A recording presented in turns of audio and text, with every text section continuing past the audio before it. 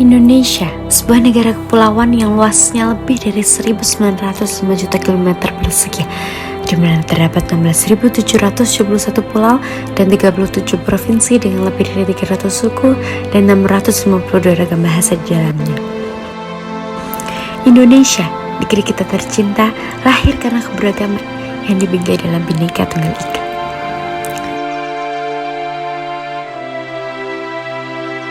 Beraneka ragam perbedaan tak mampu menghalangi kita menjadi bangsa yang satu.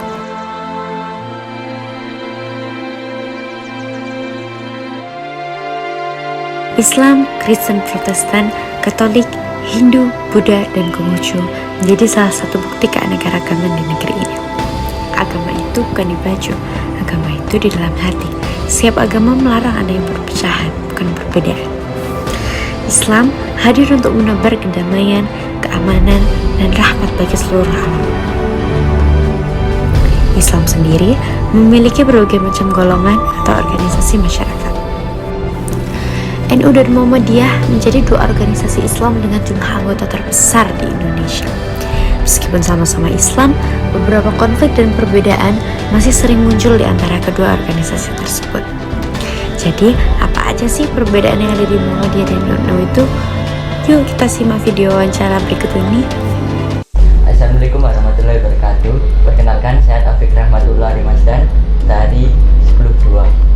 Oke, di sini saya dengan Ustadz Bagus di SD Muhammadiyah 15 Surabaya.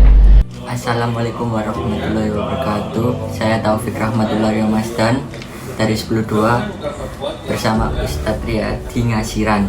Gimana kabarnya Ustadz Bagus?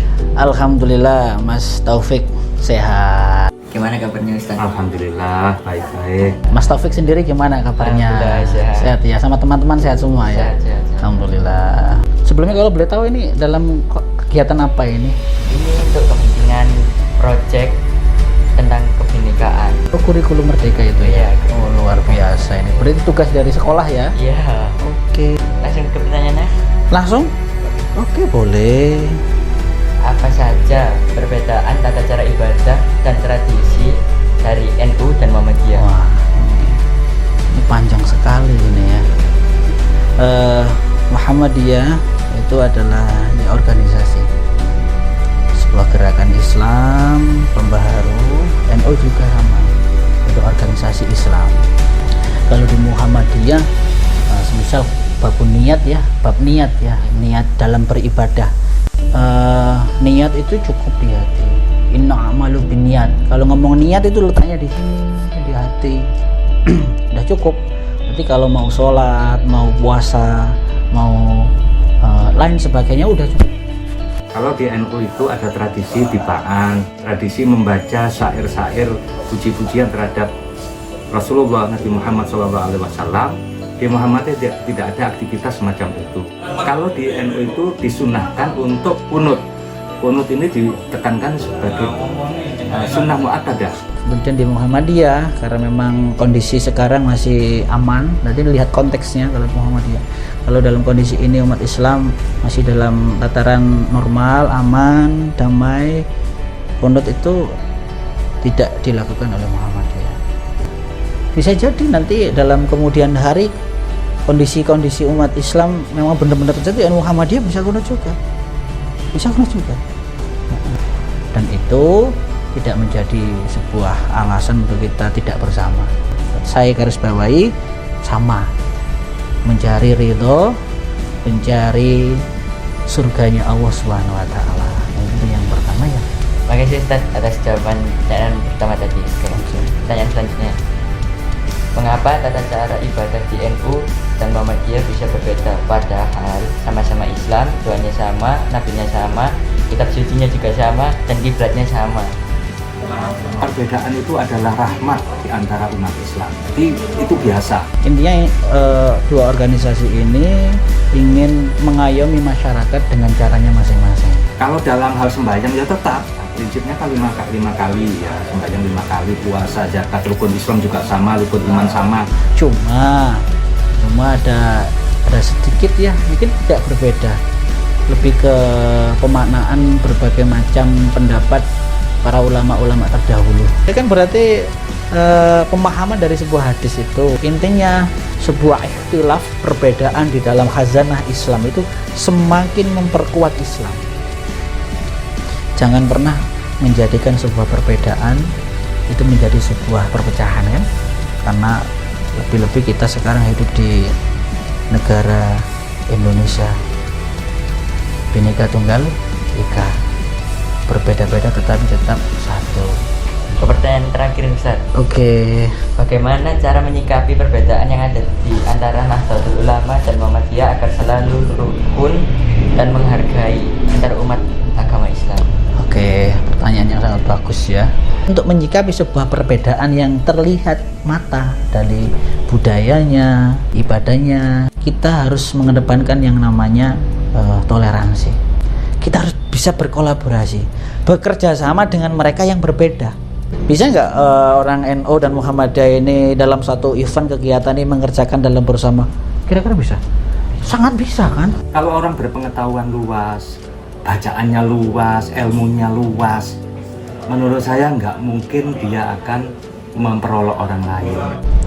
Berarti prinsip yang pertama, yang paling utama yaitu kita mengedepankan toleransi beragama. Oke, kita saling menghargai, Karena kita terbuka dan berwawasan luas, tidak mencari kesalahan-kesalahan dari orang lain, mencaci maki, tidak merasa yang paling benar. saling mendewasakan. Yang sudah diyakini ya sudah yakini itu sebagai kebenaran.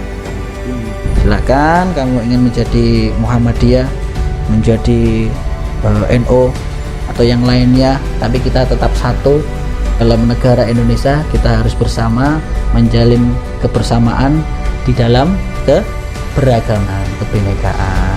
Terima kasih Ustaz. ya atas sama-sama. jawabannya. Sama-sama. Saya di sini juga bisa menambah wawasan. Iya. Terima kasih Ustaz atas jawabannya dan ilmunya. Saya jadi wawasannya lebih luas. Kata-kata penutupan Ustaz. Kata penutup, luar biasa.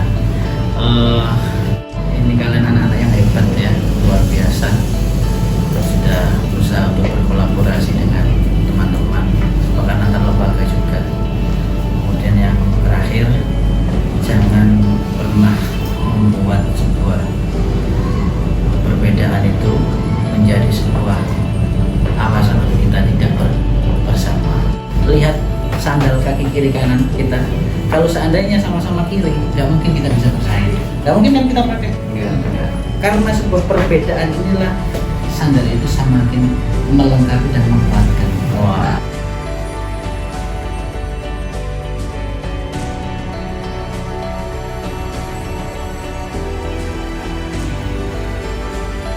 Kebersamaan lahir dalam setiap insan.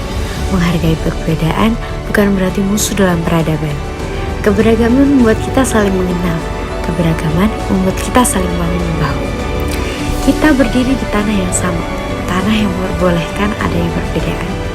Yang berbeda tidak untuk saling membenci, yang berbeda untuk saling menghormati. Cukuplah Indonesia dirajut dan diikat oleh Pancasila, dasar negara visioner yang di bawah naungannya ada kehidupan yang damai dan tentram selama berpuluh-puluh tahun. Pancasila itu dirasakan, tidak hanya dikatakan. Pancasila itu harus dekat, harus hidup dan dihidupkan dalam setiap kehidupan rakyat Indonesia. Indonesia itu satu, sampai akhir, sampai mati. Pancasila itu jiwa dan raga kita. Ada di aliran darah dan detak jantung kita. Berkat keutuhan bangsa dan negara. Saya Jokowi, saya Indonesia, saya Pancasila.